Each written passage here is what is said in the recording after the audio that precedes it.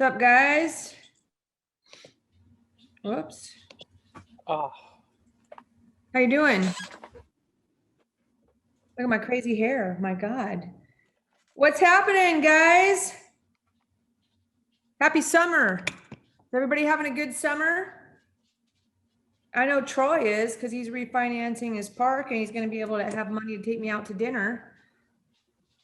Yeah. Whoa. Bam. What's up? You guys having a good week so far? I am, so I'm super excited. Having a fantastic week. I have personally given into summer and let myself goof off.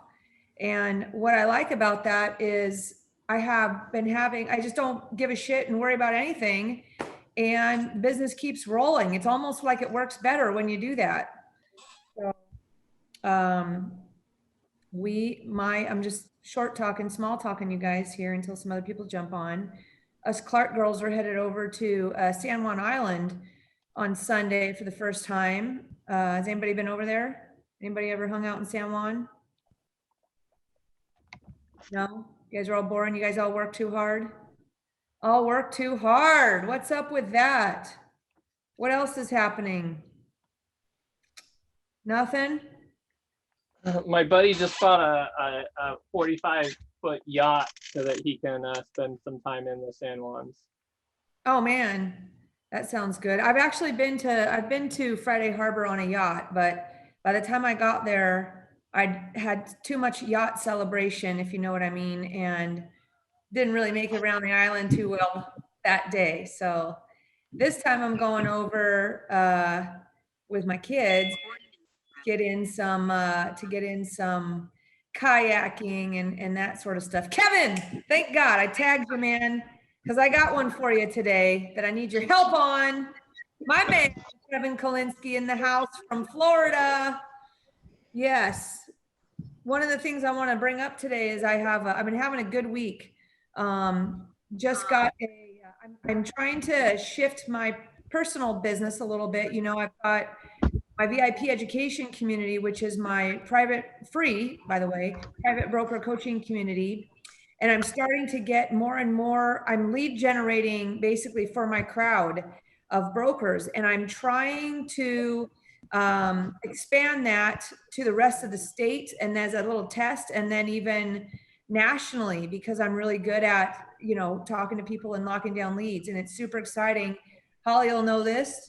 She's on my community squad there. And Dave Billings and I just locked in a nice McCormick Woods listing for him today. My lead, I just handed it right to him and went on the appointment and locked it down with him, which was a cash offer lead, guys. The whole investor message of cash offers, because people think they need cash offers for all kinds of reasons, right? And the beauty of the reality is that most of them actually don't need that, don't work.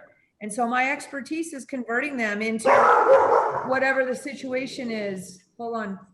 Your friends are here. Hey, buddy.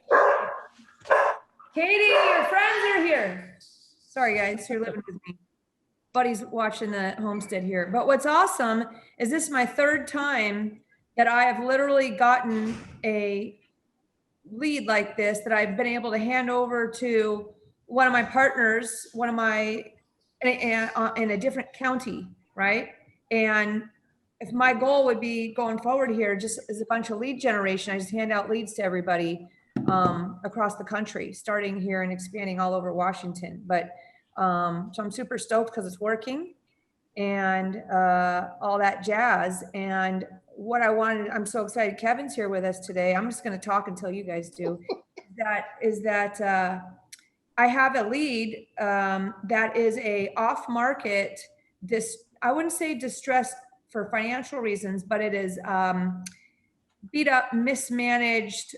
I don't know if I want to go as far as to say dilapidated, but I will say massive deferred maintenance apartment building off market in a very, very, very good location in Seattle. And what happened is a broker in my community went to an open house and a 92-year-old lady showed up and she befriended her be having good conversation. And after the last few months, this week I said, I have some ideas to help creative structure stuff, ideally for this woman who lives in this penthouse with badass views of this dilapidated apartment building in a very excellent location. She's never let anybody into the building. And we took her and her daughter and her daughter-in-law and son out to lunch this week. And to our surprise, they invited us straight over to the building. And we kind of had I felt like I was at Studio 54, man, up in this penthouse of this old lady's apartment. She's a doctor and she is very educated, very sharp, very smart. And I literally, I felt we ended up having a party up there, up in her penthouse. I don't know where Troy's mind's going with this. When someone references Studio 54 and then says they have a party afterwards, I mean, I'm kind of like, oh, Julie, really? Wow. Hey. No, I'm saying that this woman, I think, was like a badass in her prime, right? I mean, the place is totally kind of slightly hoarded out, right? But yet with really nice stuff. I mean, it's very interesting. It's like, Kevin, is just right up your alley what's going on here, right? So, the building's worth, let's just say 2.5 or something like that, right? And she wants to move her, or they're ready to move her out, but she, her income is, the rents are low in the building. She gets like $1,000 a month of Social Security, and she wants to buy like $1 million smaller view home, which is what they are out where she's at. But obviously needs to sell the building in order to get into that equity to make the offer on, to move her just directly to where she wants to end up. So I'm having fun this week trying to creatively structure a situation where I can either buy the building with a partner or master lease it somehow or do something.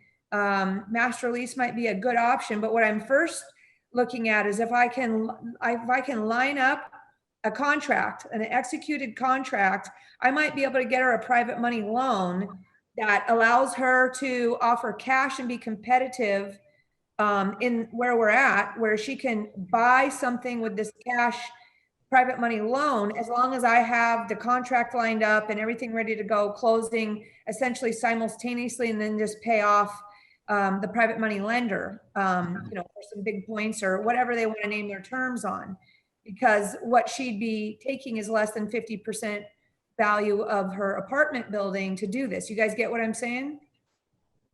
So I wanted to get some of you creative minds on here today. I'm going to table this for a minute because I don't want to hog the time, and you guys can think about it while I see if anybody else has anything to say, because I know I talk too much. So I'm going to shut up now. I'm going to see what everybody think about that while somebody else says something about what they've got going on, and we get to meet Alexi here. Alexi's fantastic. Hi, Alexi. Yes, he is. Alexi, what's up? All right, well, first of all, I had to actually unmute myself and put on a shirt because you called me out. So hello, everyone. By the way, your shirt's on backwards. No, I'm just kidding. Is it? Oh, no, it's on. It's good. He's wearing pants this time. I am actually. Let's see. Oh, where's my camera? My camera's over here. Well, what's going on? Where are you from? Are you friends with Kevin out in Florida, or where are you at? I am friends with Kevin. I am not out in Florida, thankfully. I'm in Los Angeles. Oh, right on, right on. We have some other people that join us from LA often. Our friend Dante, but I don't see him on here today. So what's your discipline in real estate? What you all about? I am undisciplined. Ah, very good. So I'm friends with Kevin and Troy.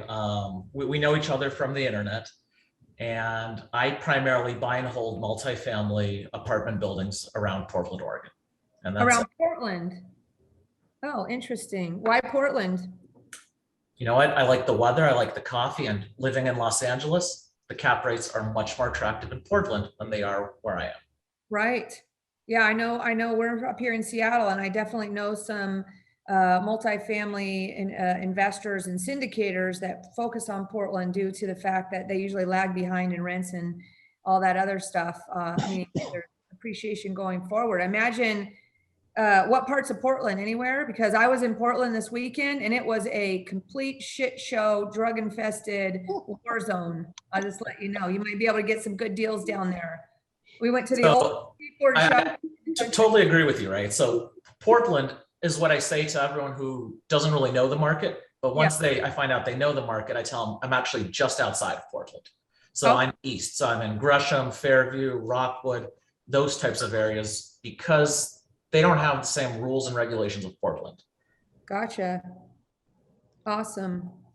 And when you say they don't have the same rules and regulations, what do you mean on that? Like notice required for rent increases and stuff? What do you mean? Oh, all of that. So Portland as a city has its own rules that overlap and are stronger and stricter than what the county and the state would have. Yeah, no different in Seattle, right? So we try to get out of there. Okay, cool. What kind of building? You just looking for value add apartment buildings, or what are you looking for specifically? Because we have Bob Thomas, we should introduce him to Troy. If you want to take, maybe Bob's Portland man, right? Gets deals if he's ever looking for partners, or maybe the deals are too small. What size deals do you look for there, Lexi? So most of my deals have been under 20 units, but I'm ready to step it up. So I would assume that's probably a $5 to $6 million deal. And how do you finance your deals? The old fashioned way. I got to go straight to the bank and I say, give me some money. I'm not creative like Troy and Kevin. Not yet, right? That's right. Not yet. Well, we definitely have some Portland people. Also, what about Troy? What do you think of what's his name, Charles and Elliot? Who? What? Elliot Smith. Yeah, what about him? He's a deal digger. He's a wholesaler down there. No? I hate everyone. You should know that. I've got a negative opinion of almost everyone. So let's preface that. Yeah. It's just everyone in general. I don't like anyone. So, but I mean, Elliot does what he does, and he's very focused. I've never heard of him stepping up into larger deals. But he does what he does, and he seems like he knows what he's doing. How about you, Dion? Do you look down there at all? No, not really. Even just going down close, like towards Vancouver, prices started getting to where I couldn't compete. So, by the way, I didn't stay in Portland because I was worried about the war zone issue of downtown Portland, and we stayed in Vancouver, Washington, and oh my God, it was awesome. Vancouver is really coming along nice, guys. I mean, like, that would be a good place to be buying stuff. It is. There is nothing going on there. No homeless issue. I didn't see anything like that going on. Very, very vibrant downtown. I'll just throw that out to you, Alexi. Maybe look in Vancouver, Washington. Definitely have some contacts down there for you if you want to hit me up later. But, well, that's cool. Yeah, that's cool. So what is your game plan with your apartment projects? So you're looking for cash flow and value, like something you can add value to, so you get a little appreciation pop, refinance. Are you holding them 5 years, or what's your deal? I'm holding on. I have no reason to sell. This is all I do, so I need the cash flow. Gotcha. And you're able to find cash flowing deals down there? Not for the last couple of years. Yeah, it's tough, right? Mm-hmm. Yeah, but Dion does. Dion, introduce you to Dion. Dion, tell us your story. well, I don't invest in multifamily, so I don't know what's going on in that world. I'm in small multifamily, and it's like 1 out of 100 properties ends up cash flowing. And my most recent one I closed on in May. It didn't really look good with the rents where they were, but I've got a pretty good strategy that gets the tenants to request. Like, I just met with them yesterday with this thing I call a binder. And at the end of the meeting, they asked for a $310 rent increase and a 2-year lease. And so now the numbers look really good compared to where it was at. Tell us that story, Dion. What's that all about? So a lot of tenants live in fear of the rent going up if the property is sold, or the new owner saying, hey, I'm moving in, you got to get out. And they don't have the deposit saved up, and finding a place is challenging, and the cost of moving is challenging, and being in the same school district and all of the things that happen with a forced move. So a lot of landlords come in and go, hey, here's the rent. That's what it's going to be. thinking they're the new owner and they can set the rents, and not looking at the expense to the owner of a turnover. A tenant flip is $2,000 to $8,000. So I put together this binder that talks about including the tenant in the conversation to set their rents. So I show them, the first page in the binder is the property and what I paid for it. So they actually see the amount that the purchase was, because I can point out, you guys have been paying rent that made sense to somebody who bought the property 10 years ago for $200,000, and I just paid $400,000. So the rent doesn't make sense to me. Then the next several pages are the rents in the area, what they would be paying if they moved from this unit to another location. And so they were paying $1,130, and the area average rents are $1,550 to $1,700 or so. Maybe there's some that are higher, and you can find low income ones that are lower in the area, but they're not low income. And I just slide the binder across to them, let them look at all the numbers, what I paid, what my what their comparable rents would be, and I ask them what they think would be fair. Because as an owner, most people would think I could do a $100, $150 increase and they probably won't move. But when it's the tenant's decision and they see what they would have to pay somewhere else, they requested that we go to $1,460. And then I just kind of casually suggest, because I'm super lazy, if we do a 2-year lease, I can't raise your rent next year. And almost every time so far, every single tenant's gone, well, can we do a 2-year lease? And I have it with me, and I handwrite in a couple of notes that we change in the meeting. So when I look on the MLS, because all my deals are from the MLS, pretty much everything I find wouldn't cash flow. But I'm pretty confident in my ability to get really close to the area average rents or above, to where that's now about a 13% cash on cash return. And it's just a duplex. But like I said, I don't know what's going on with the multifamily. Well, the same thing could kind of work, I guess, right? But are you getting those notarized? Just as a little side note, you have to have a 2-year lease notarized or it's not valid. But don't tell my tenants that. Well, you better work that into your platform there. You know what I mean? Like get your notary license or have somebody in your. Oh, I've got a notary in my office here. I can do I that. don't know. Can he be the notary if he probably can't be the notary if he's you need to have a notary sidekick. No, I've got a notary in my office that I can use. Not mine. Like, it isn't me. Exactly. I just have never done that. I'll have to check. I probably have 12 2-year leases that. Is this valid, guys? What I'm saying, right? 2 years has to be notarized. I heard today. Year. Yeah, I heard today it's anything over 12 months in Washington. Yeah. There you go. Well, that's Why I'm here. So if I'm you still sign learning. a 13-month, it needs to be notarized. Yeah, the problem for you, Dion, is that if it's not notarized, they can, they can violate the lease however they want. But your platform, your idea, what you just described is badass. It's awesome. Well, it's good to know. I mean, obviously there's a step I'm missing. So now I know what to add. There you go. That's the easy step though. I don't think that's really even a step, just a little admin thing there. Super good. Super awesome. That's a really good. Has They anybody have else? to take it. They have to get it notarized, not you. Well, I would have them. So when they go, I would to have sign them it- come in here to do the lease signing, and we would just Yeah. have the notary here, Yeah, right? exactly. Super awesome. I love it. That's good stuff. What else you got? Anybody else got any little ninja moves like Dion? I have an interesting situation that I'm just going to bring up. I mean, there's some smart people in this group. Dion, you, Troy, Alexi's here. I think I saw. I know Darren's been on a lot of calls, and if I'm not mentioning your name, I apologize. I'm not saying you're not smart. I just really haven't met you yet. But just for the sake of conversation, I acquired a property roughly a year ago that nice large lot in a desirable location here. And there was a goofy sized little lot in front of it. And upon doing some due diligence, it was under the tax records, well, not even the tax records, but as public lands.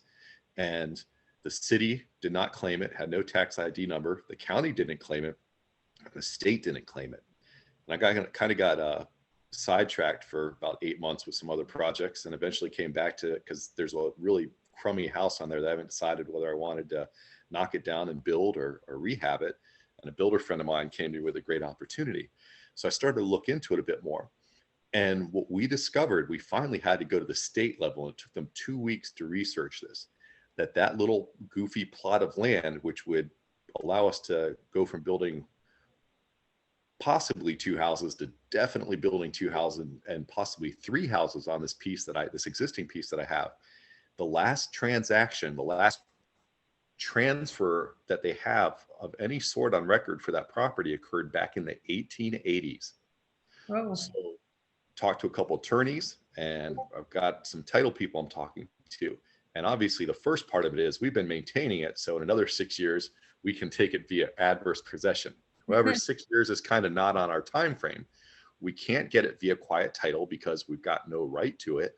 The city and the county we went to and said, well, just sell it to us. We'll start paying taxes on it. But they said, well, the only way we could do that is if taxes haven't been paid on it for 3 years. And we had no idea for the last 100+ years that this property, little piece of property, has just been sitting there because we have no parcel ID number or tax ID number for it, which is kind of mind blowing to me. So right now we've got a couple thoughts and ideas about how we might gain control of this property. Want to be certain, since it's being recorded, that these are all legal methods, but I'm extremely interested to hear from the assorted collection of the group here, if anybody has any thoughts or ideas how they might go about acquiring this mysterious piece of property. acquire, and you have to acquire it from the city? We don't know who we have to acquire to. We tried to buy it directly from the city and the county, and like, doesn't exist as far as we know. We can't sell it to you. And so there's, like I said, there's no parcel ID number, no tax ID number. If you go in the public records and pull it up on the GIS map, it simply says public lands. And the last transaction of record having anything to do with this, and it's a little crappy, like 40 feet deep, 20 feet wide lot sitting in front of another piece of property that I have that will allow us to potentially build 3 houses instead of 1. So therefore, as you can imagine, why it's desirable to me. Are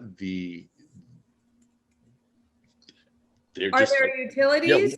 Yeah, we can't sell it to you. Nope. There is a good question. There's a utility pole going through it, but they were just like, oh, we just had like an easement there. That's, you know, we just put a pole there because no one owns it. That was the utility company's response. So we can get it via adverse possession. If there was, we can't get it via quiet title. If there was actually taxes on the property, we might be able to get it to a tax deed sale in 3 years after they started taxing it. Right now, the avenues we're pursuing is beginning to see how a title company would possibly insure it, or I should say, looking for, see if we can in any way, find a shape or form, find a living relative to this individual who last conducted a transaction back in the 1880s on this little goofy piece of land. So I'm open to any other thoughts or suggestions as to how.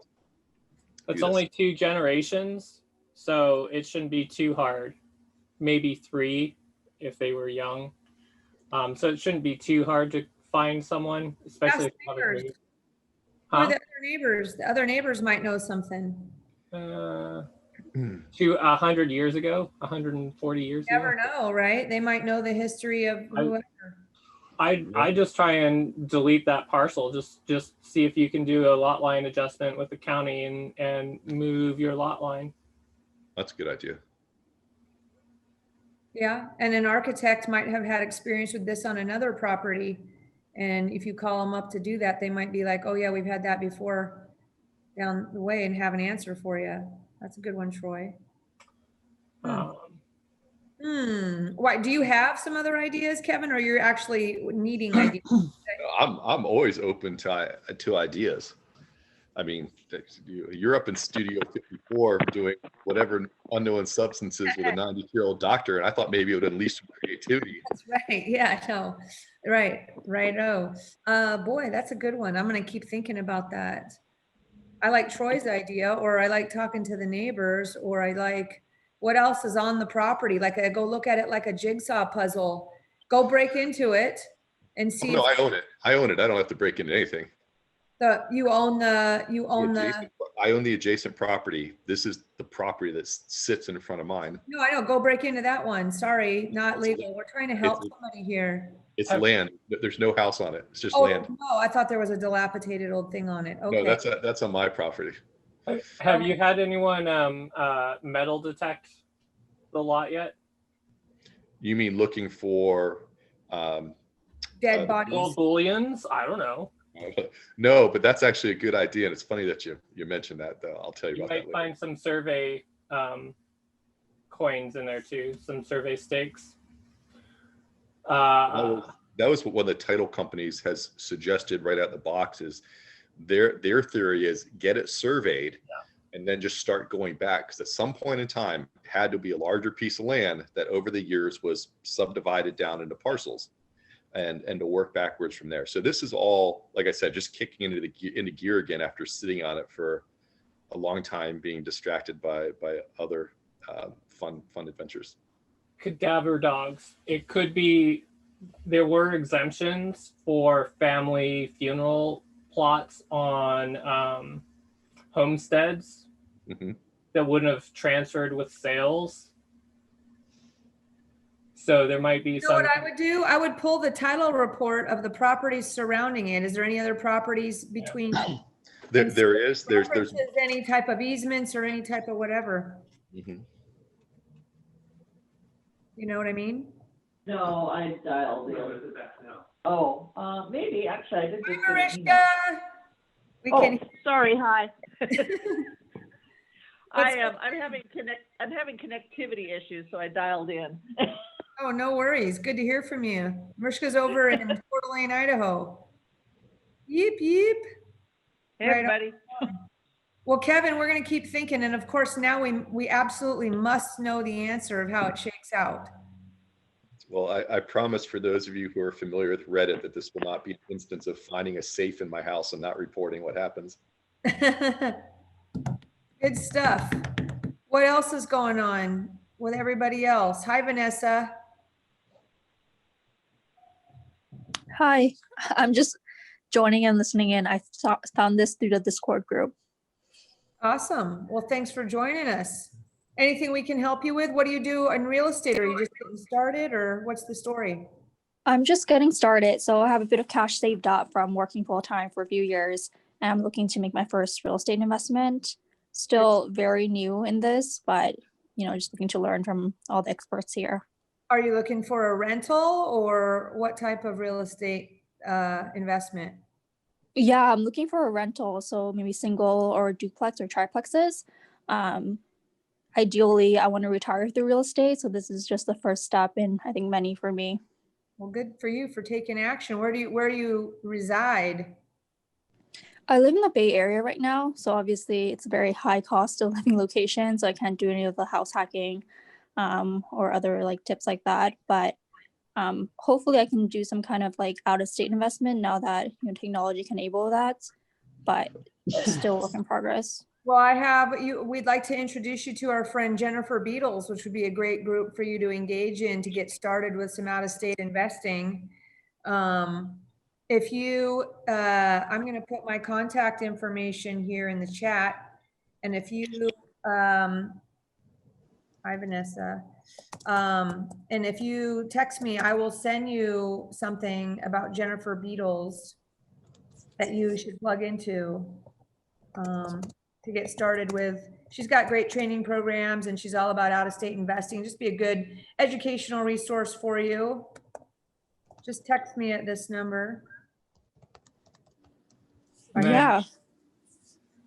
Vanessa, also look up Jay Thomas and the San Francisco real estate conference. I forget what he calls it these days, but he's house hacked Airbnbs in San Francisco and Oakland. Yeah, our friend Jai, or not Jai, sorry, he's here. Hi, Jai. Dante is down in the LA area that's expensive, and his model is, the boarding house style investing, where he gets a big house and he lives in and he rents out the other rooms.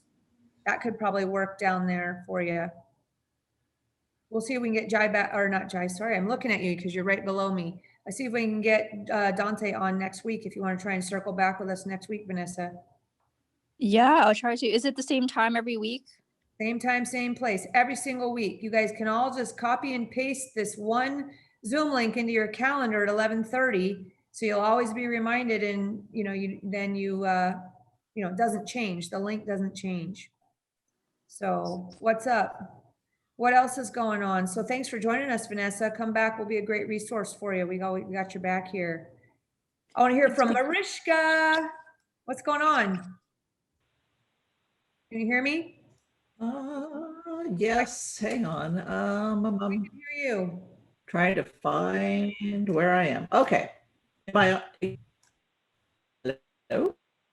If you guys haven't met Mariska before, she is one of our awesome friends here that has just moved to Coeur d'Alene, Idaho, along with her husband Larry and our good buddy Keith Pitch, who is one of our conventional lenders and non-QM lenders here that we talk to. We don't all live together though.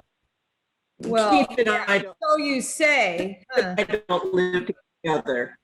So what's the Coeur d'Alene market like? Are there opportunities over there? Can Dion buy like some good duplexes over there?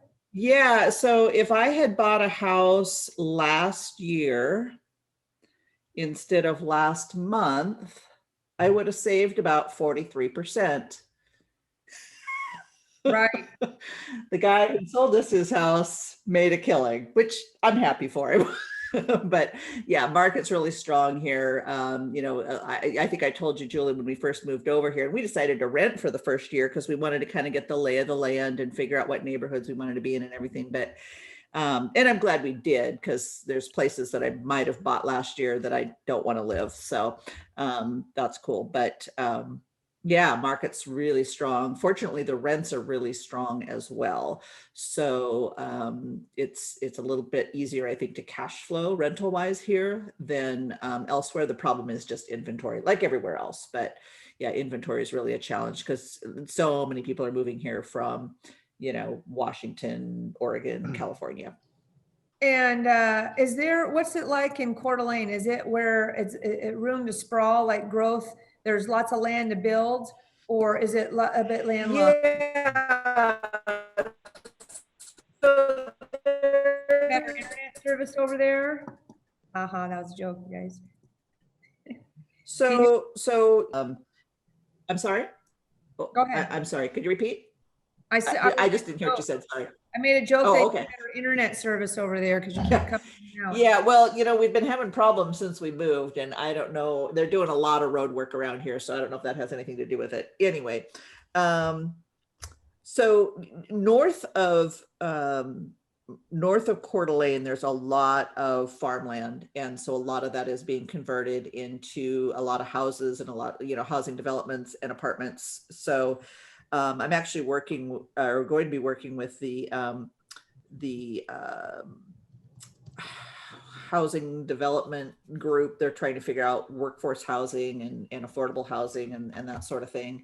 And so they asked me if I'd be open to participating, just to kind of lend a different perspective on things. But yeah, I mean, there's a kind of a challenge because you've got mountains kind of on either side, but there's a fair amount of land going north. It's just how about the tiny home play?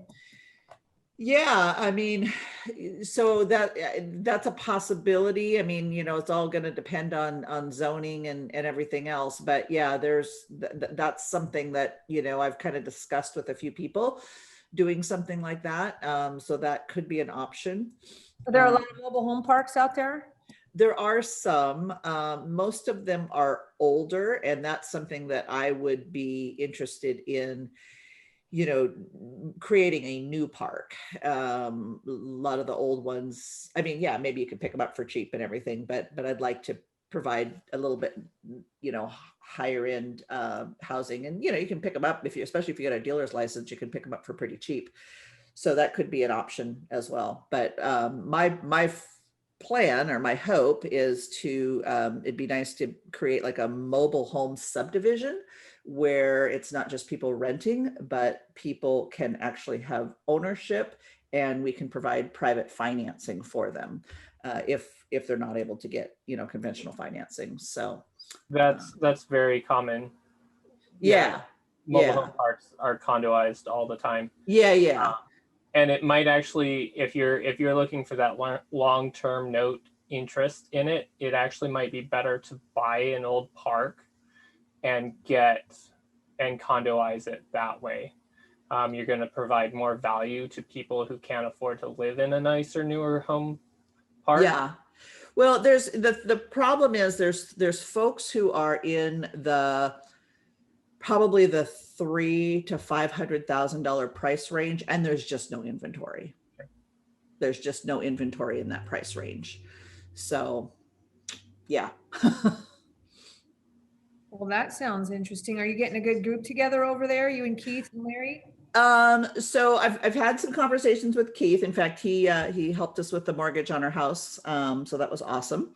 Great.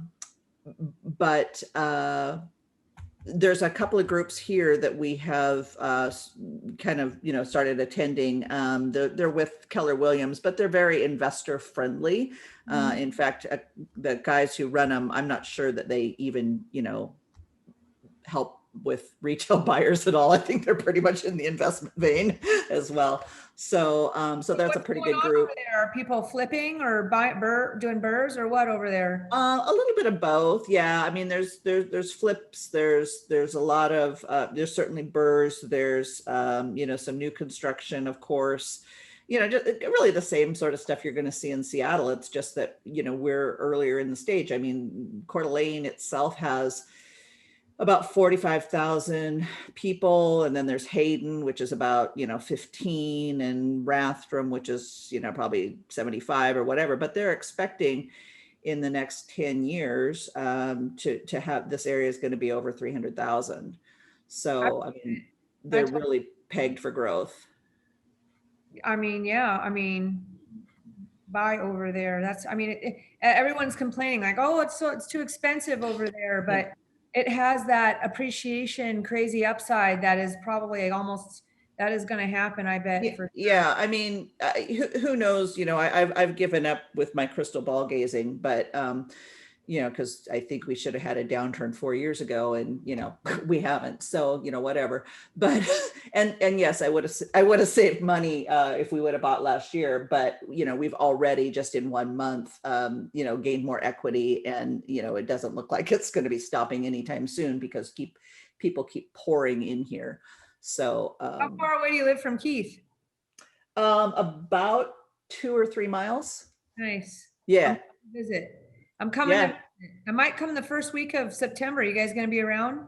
Ooh, you mean like right after Labor Day? Or whatever. I don't know. I haven't thought. Yeah. If it was like the second week, that would probably be better. We're trying to figure out the mastermind for Note School, and that might end up being the first week of September. They're still scrambling to try to. There's been some delays. Well, good to connect. We need to keep in touch a little bit better here now that you're. I know. In fact, I've been thinking about you, Julie. I kind of want to, have kind of a little strategy session with you sometime, because I think there's some opportunity here. Let's do it. Okay, cool. What else is happening? Anybody else? Anybody else? Does anyone have experience designing hydro power systems for off the grid properties? Hydro. No, Dion, damn, I was thinking you were the one. I don't know if he does, but that sounds like something that my brother would be into. So I can ask, and if he doesn't himself, he probably knows people. What is that for, Troy? I've got an interesting property that I'm looking at it's got 2 waterfalls, but no power. So I'd rather do a hydro system than develop a solely solar system. So be a hydro / solar system that I'm looking at. So you're looking at either hydro or hydro / solar. Is that what you said? Well, I mean, I'd rather more rely on hydro than on solar, because you get better. It's cheaper. Oh yeah, to do hydro. Solar still is not very efficient yet. Solar is not efficient, and you've got to place it right, and it takes up prime property on this property that I'm looking at to do solar. So, and since I've got waterfalls, I plan on developing some bunks down by the waterfalls, and having power supplied to those would be great for Airbnb Yeah. purposes. Sweet. Where's your property located? Yes. Where? It's not my property yet. I'm not going to Oh. disclose that. Where's it located? It's in Washington. I'm headed to San Juan Islands on Sunday. Sweet. San Juan Island, and we are staying at a place called Lakedale in a yurt. Cool. I don't know why I feel like when you're talking about that, Troy, it makes me feel like I'll investigate out there because it's basically a hotel that has glamping, yurts, a lodge, and I'll check it out how they roll. It's called Lakedale if you want to check it out yourself. Maybe there's but that'll give me a little, maybe you see now I can write it off because I'll be working for Troy while I'm there. That's right.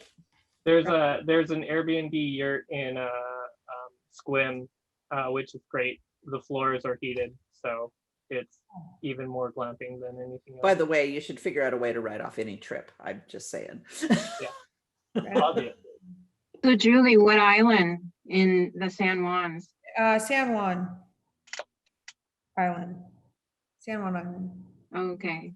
Yeah. So I had property on Lopez Island. Oh, you do? I did. Oh. Sold I it love Lopez. a few years ago. All my neighbors go to Lopez all the time, but okay, so Yeah. I need some help from you guys. Does anybody else have anything so I can take another 5 minutes here and get some help from you guys? Yeah, So, Julie, I got a question for you guys. Yeah. So I think as you guys know, I don't have my license yet, but my house in Cedro-Woolley, I blasted it out. And yesterday I got a gentleman calling me who's an investor who wants to buy it for cash.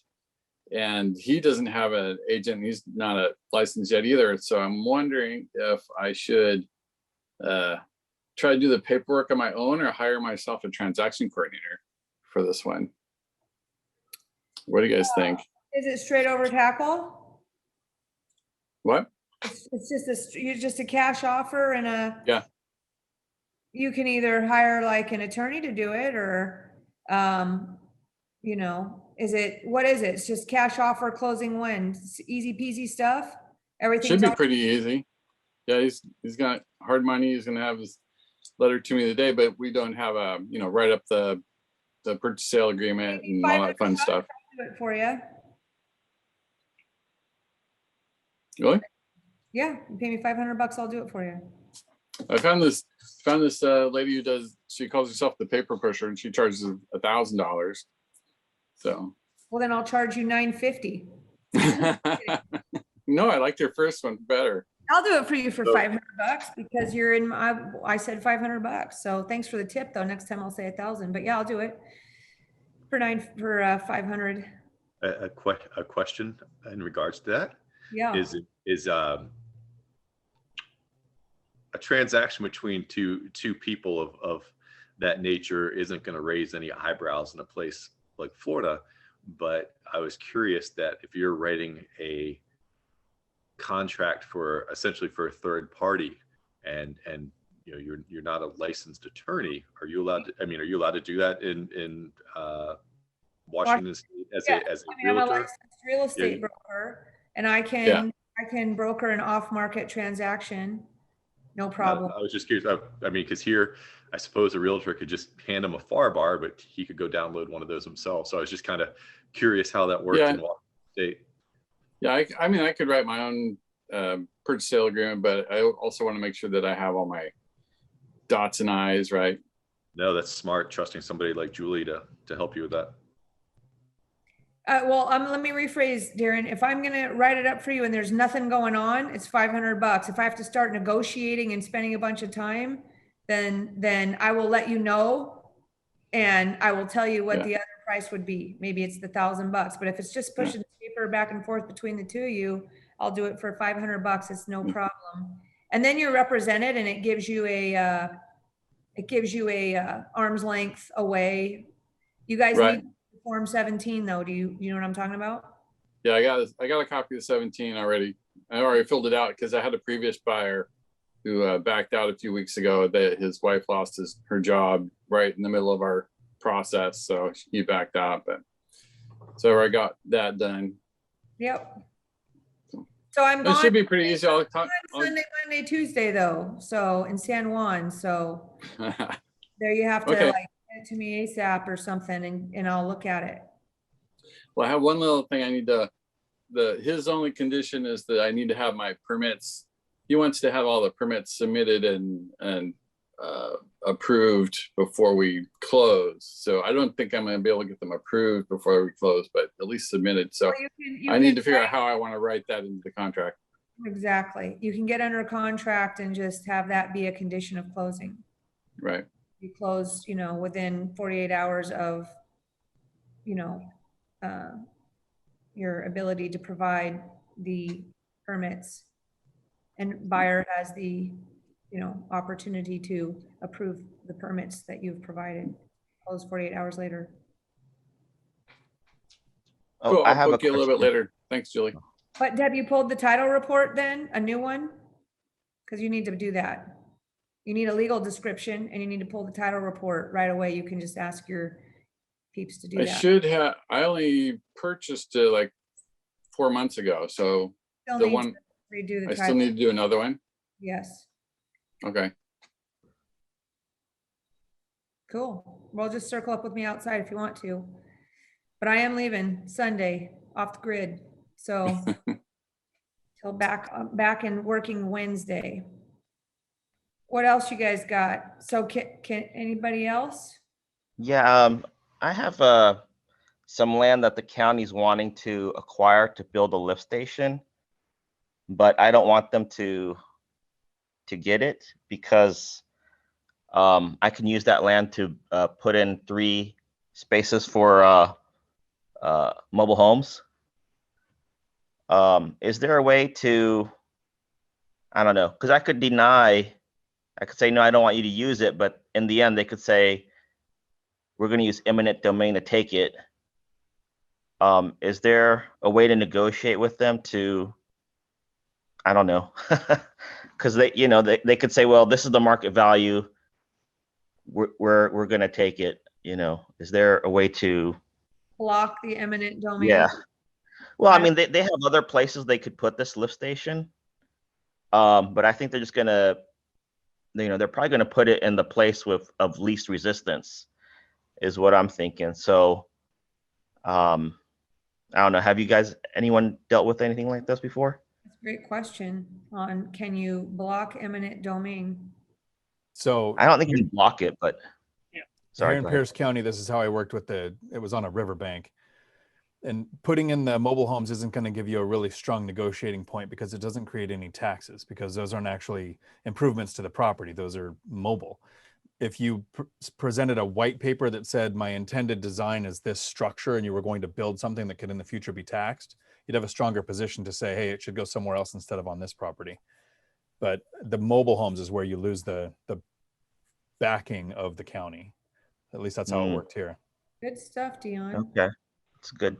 I'm curious if the county owns land adjacent to your park at all, where you might be able to, you know, 3 spots, you give them 3 spots and you get 6 spots back on the other side of your park. I know that's a long shot, but it's something to never Trade. miss. Yeah, no, they don't own any land there. It's there's my park and then there's another park next to mine. Mm-hmm. So they're either going to put it on mine or my neighbor's park or across the street. And it's not, they're not taking up 3 spaces, but they're taking up like 100 square feet. And that kind of blocks, because we have to have setbacks and whatnot. So that prevents me from building as many as I, would want. Ask if they'll give you setback exemption in exchange for the property. Ooh, that's good thinking. Okay, that might be a good thing to ask. All right, thanks. Good stuff. Good stuff. All right. Okay. Well, I need some ideas, see if there's any ideas. So I've got this apartment building, let's call it worth 2.5 million. that this old lady would like to sell. Her family is buying off on moving her out of there. It's kind of hoarder style and dilapidated, and she wants to buy, we'll call it a $800 to $1 million property to move to. She needs the money out of her current situation in order to move forward and do that. And so the problem is that, I would have I guess one idea would be to negotiate a rent back for her to stay there once she's cashed out for X amount of time, so she could strike quickly. Because in order to buy property, the secondary property she's going to move to in our market, you have to strike quickly and ideally have no contingencies, and ideally probably a cash offer to give her a leg up on getting it, right? So I'm trying to find ideas on how to creatively make this happen for her, keeping all my opportunities intact. One of those ideas I had was like just going to Beth and say, if I have a contract lined up, ready to go, will you guys front the 40% loan to value or whatever it is, and have somebody just be available to fund the $1 million and have some, deed and security on the property. And then we all also have the other clothes lined up, and we just kind of take Beth's money out or whatever. You guys get what I'm saying? Troy? Are you acquiring is it you or is it a client that's acquiring the apartment? Well, of course, I would like to stay in somehow. I wouldn't acquire it on my own, but I would like to stay in somehow on that. So, any equity required to close on whatever end is not going to be an issue, right? So why don't you, instead of I feel like you're trying to make it a little too complicated. Just use Beth and buy it and get the house that she wants up into living standards, and then just do an equity exchange, cash her out when you purchase the apartment complex. You're saying just buy it with Beth's money or whatever, which is super expensive, and we don't know how long it'll take to secure her the current owner's new place, right? No, that's what I'm saying, is buy the new place. Oh, right, buy the new There place you with Beth's money. That's what I'm talking about. That is my idea as well, right? But you're complicating it with having an executed contract and all those other things. Just Well, I'm saying that because Beth's company, part B, the current owner does not probably have enough income. Right, you buy it. That's what I'm Right, saying. yeah, You and the partners buy it. And so then you execute an exchange, right? You own it. You've got a note on it. And then when you take control of the apartment complex and you get a mortgage on it, because now it's debt free, you can pay off Beth. She doesn't have to qualify for anything. It's all you and your partners. you got it. Oh, I'm learning, Kevin. Oh my God. Does that make sense? That was great. That was fantastic. Yeah, you guys buy it, rehab it, do whatever you need to do, treat it like it's a rehab with Beth. And then you say, okay, well, we've got your house. Now we're going to exchange. You're losing me on the now we've got your house. Now we found your house. Right. I've got a house. I've got a house that you want. You've got an apartment complex that I want. Maybe there's a confusion here. No, I don't. Which property needs to be rehabbed, or do they both need to the apartment building? Do you want me to try another voice, Troy? Right, Kevin. What Troy is suggesting, have the lady who owns the apartment complex identify a house that she would like. You are going to take Beth's money, because based on what Troy said, house. Yep, you're going to buy the house that the lady wants. Right. Then you're going to trade that house. Got it. For the apartment complex, and then cash out Beth from the apartment complex. Got it. Bingo. There you go. That's it. But that's what Troy Troy. said. That was a good Troy. That was a good one, man. But the challenge is, here's a wrinkle potentially. Sometimes, Julie, I love you, but sometimes you see wrinkles where they don't exist. No, I'm just saying, maybe, I don't know if it's a No, wrinkle or not. your skin's right? flawless, Julie. Can if Beth is loaning to our group to buy the house for $1 million, right? The question is, I know because it's a single family, I guess it wouldn't be considered a primary residence if I was buying it. Okay. Not if you're not moving into it. You get what I'm saying? I almost talked myself out of it because it's a single family and meant to be a primary, but it's not going to be my primary. Nope. Gotcha. Don't Okay. think of it as a single family home.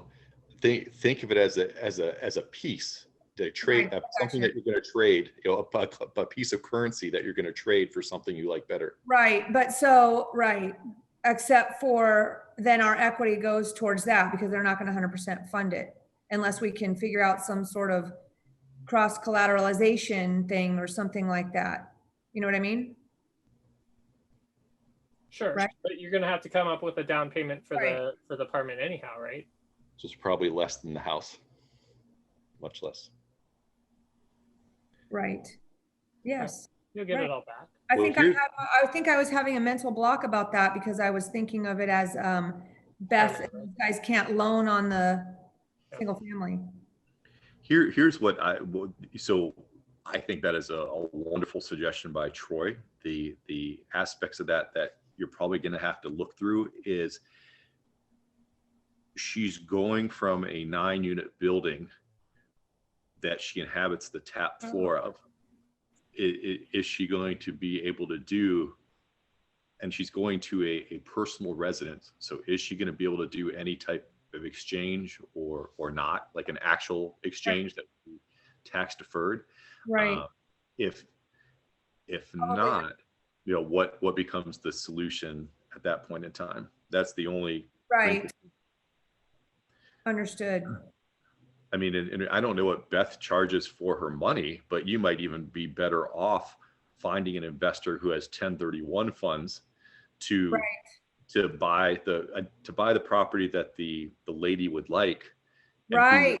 who will stay in with you on the apartment complex. Because essentially, let's say you're purchasing her $1 million house. Yeah, I do have that person too. Yeah, there's still roughly, according to you, $1.5 million that has to be accounted for this lady, and she should be willing to accept that. In a perfect world, she would want income, and instead of putting $1.5 million in a bank at 0.1% or in the stock market, that's not going to create real income for her.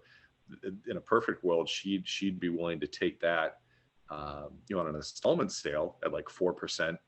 So you're dealing with a real person, and that's something that I would pursue. And contrary to popular belief, you don't have to hold a property that you're going to exchange for a year or 2 years. I mean, sure, your CPA or whoever will tell you that that's preferable, but you can exchange a property extremely rapidly, provided that you can show good reason for doing so.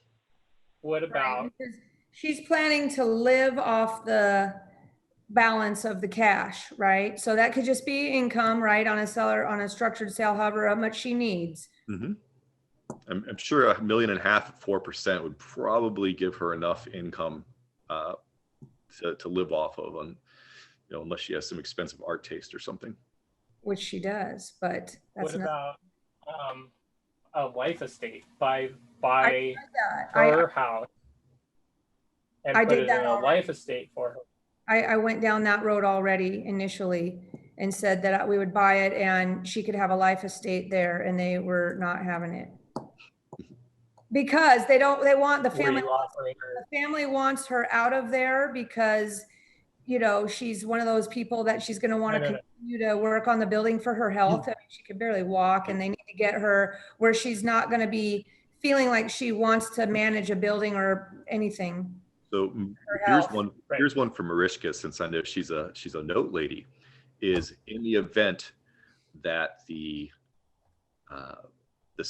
current owner of the apartment complex was willing to go to the closing table with a $2.5 million note, or let's say it even took an inducement, a $3 million note for this building, I believe it would be plausible to find someone who would buy, the first couple of years of that note, which would give her the funds to purchase her new house with. Absolutely. And therefore give her the remaining income after that. Absolutely. And I mean, so you can, and that's the lovely thing about doing something like that. They could buy a few years, and then should she have cash needs in the future, they could buy a few more years. And should she have cash needs yet again, they could buy a few more years. I mean, that's done all the time. I am, my sense of hanging out with them for a full day at Studio 54 is that they want something much simpler than that, as far as the whole note thing and all that. So you might be confusing it in your brain and making it more complicated than it is. They simply would be creating a note. They're getting monthly income, but if they'd like a chunk of cash, they can sell a portion of it, stream of income. It's actually very simple. The other question, Julie, is, you say that they want income for mom, but what is that? I mean, you have to ask, what does that look like? If I gave you $2.5 million cash, what are you going to do with that? Well, that's the argument. That's the discussion. Your mother's stream of income. Because oftentimes, Kevin's absolutely right. It may not be that she needs $2.5 million cash, but that's just what they're used to seeing. I think what I'm going to do is she needs $5,000 a month. I'm going to ask that specific question. That's the relationship we have now. I'm going to say, I'm working on it, guys. As I told them, I'm coming back with a creative solution, right? And I will ask them today, how much income does mom and son, because he's freeloading off her, need to, and I will reverse engineer, maybe I'll bring it back to you guys and reverse engineer based on that answer, right? Well, the good part is it's not even necessarily creative. I mean, it's not. It's simple Thursday math. You say, do you want the house that you want and $1.5 million earning 0.1%, or do you want the house that you want and $1.5 million earning 4%? And right. Say, you're a doctor, I'm not, but I was always taught that, 4 is better than 1 in this regard. So, and then let them make that decision, or then begin to break down. Well, no, we weren't going to put it in a bank account. We were going to put it in the stock market. Oh, well, what type of income stream that's going to create for you? And what if the stock market does lose? At some point in time, it's going to go down. What if it loses 50%? And just start having these conversations with people. And it's not in an aggressive way. It's in an inquisitive way, and getting them to reach their own conclusions by the information that you provided. And that's what tends to get people to say, people are smart enough to say yes a lot of times once you get them to think this way. 100% agree. I totally am on board with what you're saying. I love the finding out what our income needs are and building a solution around that. I think my mental block was the fact that I had to get a single family primary residence for somebody. You know what I mean? And that was preventing me from the reverse of, I was thinking I'm going to go to Beth and I'm going to have everything lined up and it'll just be an easy kind of bridgey takeout situation. Right. But then I didn't think about actually purchasing the home for her myself and doing the trade, because I got stuck on this primary residence thing in my head. Troy's solution was true. Is everybody here following what we're talking about? Because this is that one mistake that I was making prevented this plethora of options. Troy's solution was tremendous, and probably the path that I would choose to go down first. And the lady who's doing the hard money lending, is this someone who's lending out of an IRA? Is her business just lending? What? They're like private money brokers, so it could be anybody. It could be a couple of people. I might seek out somebody who has self-directed IRA. Yes. Because I would, for me personally, I would much rather, on a deal like that, have my friends come to me and say, hey, we require X amount of funds to purchase this other house. Well, what are you doing with that? Well, we're going to get a $2.5 million apartment complex out of it. I might be willing to say, well, I'll put up the the funds for the home, but I want to roll into the apartment complex and for a piece of the equity going forward, because there's a good chance that value, and for instance, a self-directed IRA account would be, or for someone who wants income without any type of management plus an upside, would provide a great deal more value over time than a simple 10% over 6 months or something ridiculous like that. 100%. You're saying don't forget that the private money lender might add value to the apartment transaction going forward as well. Private money lender might be the wrong person. Find someone who wants to stay in the deal with you. That's what I want. Yeah, have an equity partner or but to Kevin's point, which I completely agree with. I mean, there's so much anxious money out there because, like he said, the stock market, it's great right now, but it's volatile. And if you lose the money, you've lost the money and you have to wait for it to come back. And it's usually not going to be providing you income. So I think, if there's any way I can help with this, let me know. Happy to. Of course I will. I will. I know I will. So this is exciting. So we'll see what happens here in the next week. I'll let you guys know how it goes. May I add, I know you're getting towards the end time here. You might be a little over it, but something to make sure you take into consideration and have the discussion with them, I believe, which would be important, Julie, is they are going to have enough of a down payment in the event that they sell I believe, do your due diligence, of course, because I don't believe it could be a full exchange. There's probably going to be at least some type of capital gains upon the sale of the building, if I had to guess. So they're going to need enough of a down payment in some way, shape, or form to cover that somewhere. And then the other part of it is to explain to them the value in the installment sale is they're going to be able to spread that taxable gain out over many years. But even more importantly is there's a legitimate possibility that tax treatment may be lost in the next year or so, based upon several bills that are before Congress at the moment, are being proposed by the Biden administration, and in regards to limiting 1031s and eliminating stepped up basis and the way that capital gains are handled upon a real estate transaction. So bringing that to their attention, if they're not aware of it already, is once again a potential benefit that you're providing to them, showing them that what you're proposing is much more advantageous than selling for cash and putting the money in the bank or whatever you're going to do. I suspect you would be saving them a significant amount of money. Yeah. If you did an installment sale.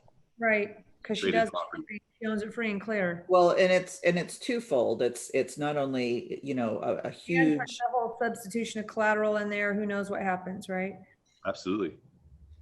But exactly. I mean, the thing, people often leave so much money on the table because they're not considering the tax consequences, and an installment sale can be a very elegant way to, defer those taxes, that taxable gain over a long period of time. Plus, instead of just having that money that now they have to figure out what to do with it, they can actually have their money earning money. And so that $2.5 million sale could conceivably turn into, $6 million. Understood. Gotcha. Good stuff. Yeah, now I'm excited. All right, let's hang up because I want to go work on it. Oh, sure. You got what you want. Now we're all going to go. Hey, 12:38. Anybody else have anything?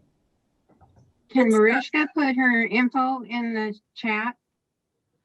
I can try. Let's see. I have a lot of contacts in Coeur d'Alene. Oh, you do? Yeah. I did some studies there in Coeur d'Alene.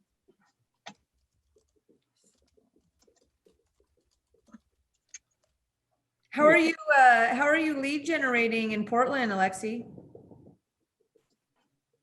Not really. I'm just waiting for a call from a broker, and I'm not seeing anything. Lazy jerk. He's got a lot of meat to barbecue, Kevin. Come on. That's right. Work when he can be grilling meat. Gee.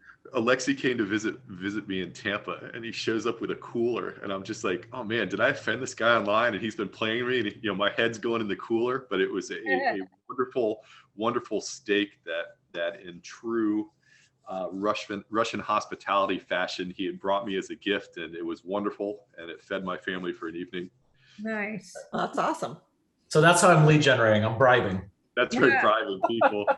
And then he asked me if I had anything I wanted to that. tell in Florida. Bribery gets a bad name, but I'm with you there. Hey, I bribe my kids, man. It's the best way I get them to learn and do stuff is I bribe them, and it works like a charm. I got to tell you guys, and I know as investors, you might be like, you're a stupid broker, but yes, I also am investor minded. But I want to tell you that something that might be helpful for you if you run across deals that are, opportunities for you to purchase, and somebody, needs to move on, not like the situation I'm talking about, but let's say you need somebody to move out and they need to sell in order to move out. There is, and you can laugh about this or take it however you want, Fly Homes, which I don't know if they're national or whatever, but they are out here in the Pacific Northwest, has now opened up their cash offer platform to outside agents. So why I would say that is because let's say you're an investor and you want to buy a property and somebody needs to sell in order to buy, and you aren't able to figure out any special structured deal or these types of terms we're talking about, and it needs to be more straight over tackle. If you work with a broker such as, whatever, you have to be registered through their platform. So it just can't be anybody, but I'm bringing it to you. So I'm telling you, we can actually use their platform to make a cash offer. They're also a mortgage company. So Fly Homes is now also a direct lender. And what they're doing is they're doing a bridge loan, step one, and then a takeout loan they attach on step two. So they'll go make the cash offer and get closed for you. Title goes into that buyer's name, not a like rent back, not a lease option-y type thing. Goes direct into that buyer's name, and Fly Homes provides the permanent refinancing also. You don't have to use them. They say they have an 84% attach rate. But if you needed to get somebody out of a house, you guys follow what I'm saying? Because, or whatever property it is, and they wanted to go buy whatever they wanted to go buy, they'll use this cash offer platform up to 4 units, and you can use their money. They're charging, it's a bridge loan, 6% annualized, and they're waiving their fees up front, which are normally 0.75%. It's like free money. So if you need to get somebody out of house, you come to me or whoever that is authorized to use this platform, and I will take that seller, go get them moved out using Fly Homes money. You guys get what I'm saying? And get them out of there for you if you can't structure some other creative way to get them out of there as a potential. You following me? Julie, you just made me think of something that may be taken into consideration for the opportunity that you're pursuing. Yes. So as a broker, and even though I was laughing when you said that, this does become pertinent, is if there's 6% involved in each transaction, if you would be representing in any way, shape, or form, both the acquisition of the $1 million house and the 2.5, essentially that's about $210,000 in commissions on the table that you might be able to contribute part of or all of to making the transactions happen. So I would possibly keep that in mind as well. Right. I understand paying for it essentially. Right. On both sides. Both sides. And it's, it's not like a 6% fee, guys. It's an annualized 6% interest rate. So it's you only use it there maximum you have to refinance them out in 90 days. So it's super, you're paying 6% on just 90 days and no other fees. I'm just telling you right now, I like Kevin's add-on, like, okay, as a broker, why don't I say, I'll cover that for you? Or somehow. I'm sorry, I was referring to your apartment deal, not the Fly Homes or whatever. Okay. Yes. Just want to make sure. I actually thought about how can I do this with that, because Fly Homes will go up to $3 million. So I could, what I was thinking is the fact though is that she's not going to qualify for any loan on the purchase, right? So that's how I started thinking, let me get the contract, the takeout closing to happen right behind her. I'll use Fly Home's money to buy her new house and have the purchase of the apartment building lined up right behind to pay off, because she's not going to qualify, you know, for any type of bridge loan on that particular program. So I was mixing the two things up. The Beth thing and what we were talking about is a better idea, but just want to let you know that this is up to $3 million on up to 4 units. And I like Kevin, I love your thought layer on top of that, but I'm just throwing it out there. Not anybody can just do it. That's what I'm saying, is that I'm getting my VIP. We're doing a Tuesday thing. I'm going to get everybody. I'm trying to get them to onboard all my people for free if I bring them a group, right? And just because we're so well versed in all this other stuff. But it is interesting just to have that tool. You guys get what I'm saying? The other, in case, as investors, you guys need to get people out of places that aren't going to work with creative stuff, or for yourself or for myself. What else was I going to tell you? Part of my network and connections, some of my closest buddies are really tied to business in China, and the largest brokerage firms in China, such as Lanjia. China's Zillow is called KE, and they have, this is kind of cool, they have this VR product over there. I'm just telling you because it's cool. I don't know, you guys decide how it could be maybe used for all kinds of things that I might have a unique opportunity to be a distributor for of VR. They're shipping one to my guy right now. It should be here in about a week, and we're going to go test it out. And it is basically where it could probably be applied to all kinds of stuff, but in real estate, instead of doing like, it's a virtual tour with VR, with VR component to it. You guys get what I'm saying? So you're walking through a house, doing a virtual tour with some VR setup on, and you're able to comment. You can use it. I don't even know how many things you can use it for, but it's something interesting that the Chinese have this technology on that we don't have here yet, or else it's not being promoted here yet. And they're sending us the equipment for it to go test it out and potentially because my relationship is one of the #1 most trusted guys in all of North America with Chinese consumers.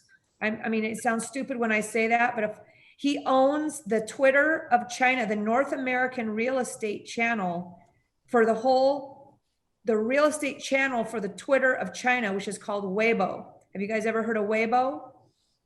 Weibo is Twitter in China. And my guy has all the rights and ownership rights to that entire North American, including Canada, real estate channel to engage with Chinese consumers through their own Twitter. It's pretty fucking awesome. And he is also connected again to, like I said, these large brokerage firms and, you know, conference calls and all this stuff with the top 5 people in all of KE, which is the Zillow of China. It's a big deal. I know you guys are laughing at me here, but it's something that might be interesting for who knows what, just letting you know. But the reason I'm telling you is because this VR thing might be a cool technology coming out. Have you guys heard anything about that kind of stuff? Nothing? All that's beyond what I think I do, or yeah. I hear you. Probably more interesting. I don't need a VR walkthrough of a mobile home more park. Interesting to probably brokers, but I don't know. How about with contractors and stuff like that, right? And some sort of contractor bid component thing. I don't know. My mind can go down that route, but won't bore you with any more of those details. Anybody else?